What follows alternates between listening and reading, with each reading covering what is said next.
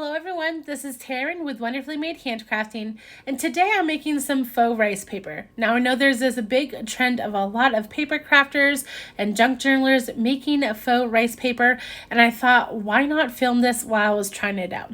Now I did go to Dollar Tree and I got those Nescafe instant coffee packs. I used 2 of those packs and just boiled some water, and then I mixed in some of that Jot white glue and just kind of eyeballed it, but I tried to stick to 2/3 glue and 1/3 coffee. So I don't know, it worked pretty well for me. Although the second day it did thin out a little bit, and so I added a little bit more glue. But I think it's more so of a consistency thing than exact measurements. So to do this, I did lay down the glue first on my nonstick mat, and then I used this sewing paper pattern, and I thought that would be really fun. I saw one of the girls use this, and I just had some on hand, and I thought it would be a really cool thing to make a page for my secret garden junk journal that I'm going to create out of the book I showed you before. So this is what I'm starting with. I just did a basic coffee dye with this one, but in other ones you'll see at the end of this video I did use some distress sprays and distress oxide sprays, which were really fun to add in as well. Now, to make sure this is easy to pull up once it's dry, I did use my paintbrush and just kind of pushed in each one of the edges so I would have kind of a wrinkly edge. I actually really like the look. It looks way better than just a flat edge to me. It makes it look old. So anyways, that's kind of why I like it, but it is very convenient in trying to get these off the nonstick mat. Now here's some other things that I used. I did use some tissue paper from Dollar Tree and also these dinner napkins. Now I wasn't sure how the dinner napkins would turn out because, you know, they're Dollar Tree napkins, but they ended up turning out awesome. And they might have, well, I can't say they're my favorite thing. I keep on going back and forth, but they were really cool. And so they are 2-ply. So, you know, I tore off one of the plies and just used 1 ply at a time. This is some old packaging that I just used to stick it down to, so that was easy. You can use a non-stick mat like I used in the first one, or packaging, and then also cereal box liners work really good as well. I use that also, but I did that off screen. So with this, you want to use a lot of your mixture because it can tear very easily. So you want to keep your brush nice and wet, and you'll see how I work from the inside out, hoping not to tear stuff. I did manage to, you know, keep everything together for all these pieces, but it would be easy to tear if you were rushing too much. Now I know if you don't like the smell of coffee, you can also use acrylic paint or watercolor or even tea to dye your glue.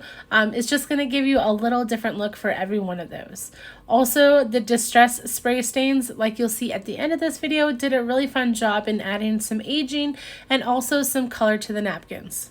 If you want to add acrylic paint or watercolor or something that's not as liquidy, you're going to have to add water as well to your glue mixture just to water it down a little bit. Or you could just add no color at all and just add plain old water to some white glue and have just a clear faux rice paper. So as you can see here, I'm using that paintbrush to just simply push in the edges to give a little lip to each edge to pull off the plastic once it's dried. And then I will add a little bit of distress spray stain to this, and let's show you what it looks like the next day. Okay, so now everything is dry. It probably took a good 12 to 16 hours for all these papers to dry. I did use a fair amount of glue, and so it was pretty wet. Also, we live in a really wet, humid area. So maybe it would be faster in some place where you live, but it did take a little bit of time. So I had to, you know, make spaces in my house for these to dry. But I ended up taking a couple extra days to do some more because I loved this process. And all these are basically going to be going into a junk journal that I'm creating. This is The Secret Garden.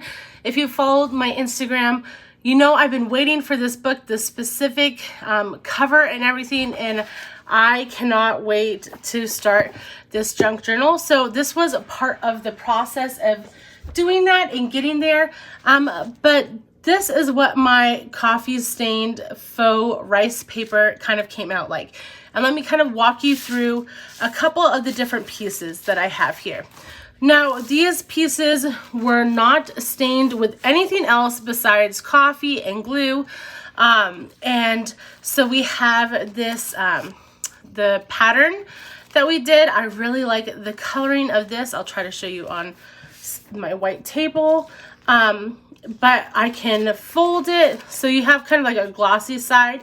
That's the side that's going to be on the plastic, and this is the side open to the air. And since I roughed up the edges, it was very easy to tear off. Now, I did use my non-stick mat. I also used a piece of packaging to lay stuff down on. That was from just, you know, some plastic packaging from scrapbook.com. And then I also used the cereal box liners that seemed to work excellent as well. So all three of those worked. I didn't have trouble with any of them.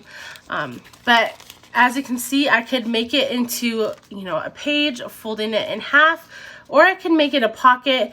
Either way, I'm super excited about these. I do like the plain or lighter pieces. So this is the napkin. And I think the napkins were my favorite because I loved all like the veining almost in them. And you can see, let me grab something just to show you what it looks like behind. Let me just grab this ticket book so you can kind of see. So you'll still be able to see through it. It's just, you know, obviously faint. So anyways, that's probably not the best thing to show you how you can see through it, but I can't wait to decorate these. Napkins were probably my #1 thing. This was tissue paper, very thin. We'll show the napkin again, or sorry, the ticket book. So very thin, very easy to see through. I'll show you on this one too. So this is kind of intermediate. I think this one just is harder to see because of all the veining. But this was the tissue paper. Again, I could fold it if I can fold it. And it could be a little tiny page, but this one will probably be a pocket. They are pretty tough. I mean, I'm not gonna like rip it hard, but pretty tough with that glue. What else? Oh, some of them had some glue on their outer edges when I peeled them off, and you could just snap them off like that, or you can cut them.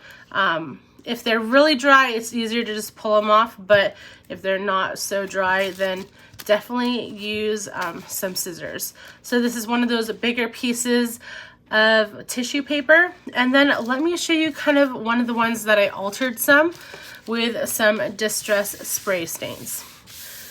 So over here we have this one. I'll try to leave it down. This one I used some antique linen spray stain, and I just sprayed it on and then used my paintbrush to, you know, kind of paint it in so it wasn't so splotchy.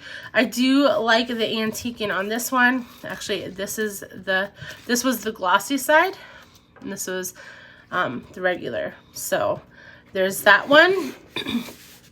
This one is super dyed, and this one I used, let me grab it. I used Vintage Photo on this one. This is an oxide spray, so it's definitely going to give more of an opaque look to the faux rice paper, and so this is actually doubled up too. But this is kind of what it looks like. I do like the look of it. At first, I was a little turned off by it because it is so opaque in some areas, but it's pretty fun. It kind of reminds me of an old map. I'm not sure if I'm going to use it for a page or a pocket maybe or something, but it's very cool. So this is just what Distress Oxide Spray looks like. So this one I completely covered, just kind of, I think I sprayed it in like 6 spaces. And with the oxide spray, you know how it makes that huge like circle, at least mine do. And so then I just let it sit and do its thing. I didn't move it around with my paintbrush at all. So that was the Distress Oxide in Vintage Photo. And then this one was, oh, and this is tissue paper. Sorry, I forgot to mention. This is another tissue paper, but this one I used Walnut Stain. And instead of spraying it, I just kind of unscrewed it and tapped it around. And I was trying to see what it would look like just in little splotches around. And that was pretty cool as well, especially when you double it up. So that is tissue paper, coffee stained, and then some Walnut Stain Distress Oxide on it. It does have some cool coloring in the Distress Oxide, obviously because it got wet with the glue. This one, let me think real quick which this one was. I'm pretty sure this one, yes, that's what this one was. This one was Ground Espresso Distress Spray Stain. I was trying to see if it would look like coffee, but it is very dark, as you can see here. This is just on a little scrap of pattern paper, and honestly, it still could dry a little bit. It's been over 24 hours, and there's just some pieces that are still, you know, a little wet. So I'm gonna leave it to the side to dry some more. But I think it's a cool effect to just kind of drop some. This was just little, you know, droplets, and they kind of went and did their own kind of thing. But I like the look of this one. Okay, now we get to the napkins. Or actually, let me show you this.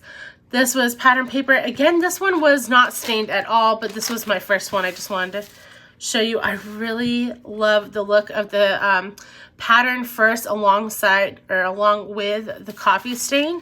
It gives a really nice look. This is probably my favorite. So there's that. Okay, so here we have all the napkins.